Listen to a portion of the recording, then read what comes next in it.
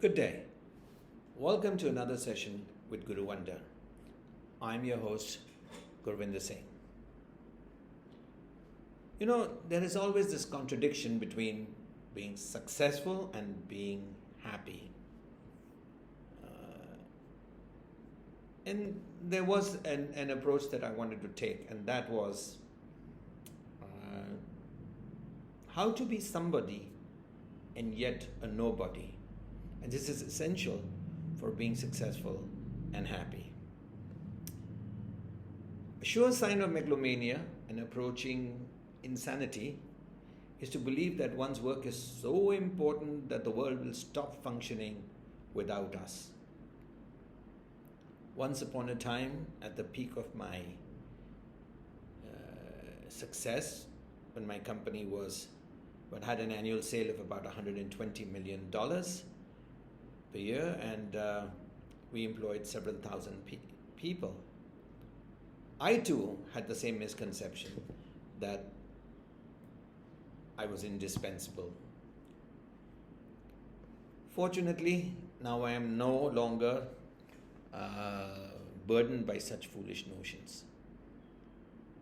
Learning that the world existed quite well before I arrived and will continue to work beautifully when I'm not there. This realization has humbled me, but also liberated me, and now I relish life. I'm no exception.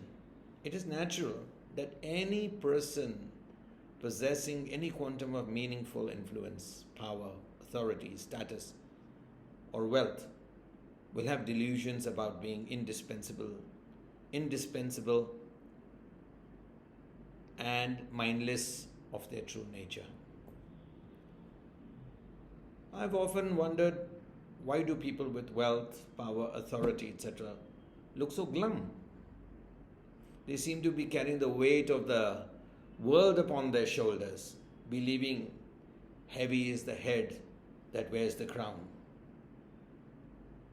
But nonsense. Now here's the point.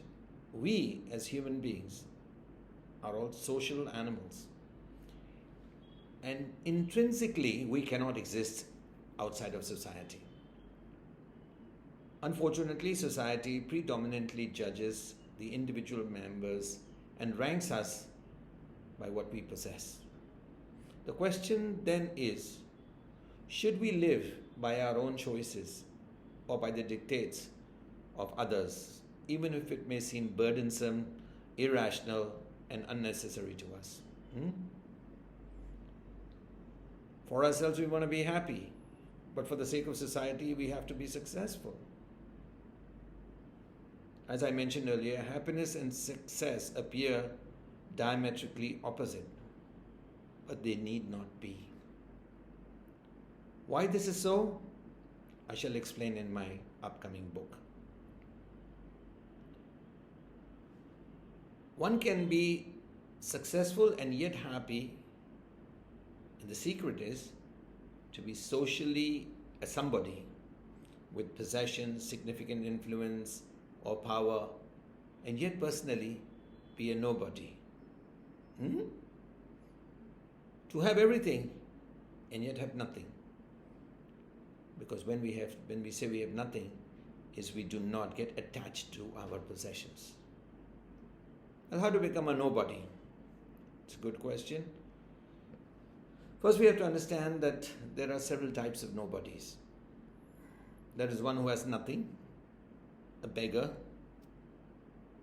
a nobody without either material or spiritual substance, is a vassal, a slave. Another type of nobody is the one with no material substance but possessing spiritual substance, as is the case of a saint, a rishi, or a master, a guru. Then there is the person who is somebody outside and somebody inside. This type of person, he is arrogant and vain. And this makes him a nobody, clinging to the illusion of being somebody.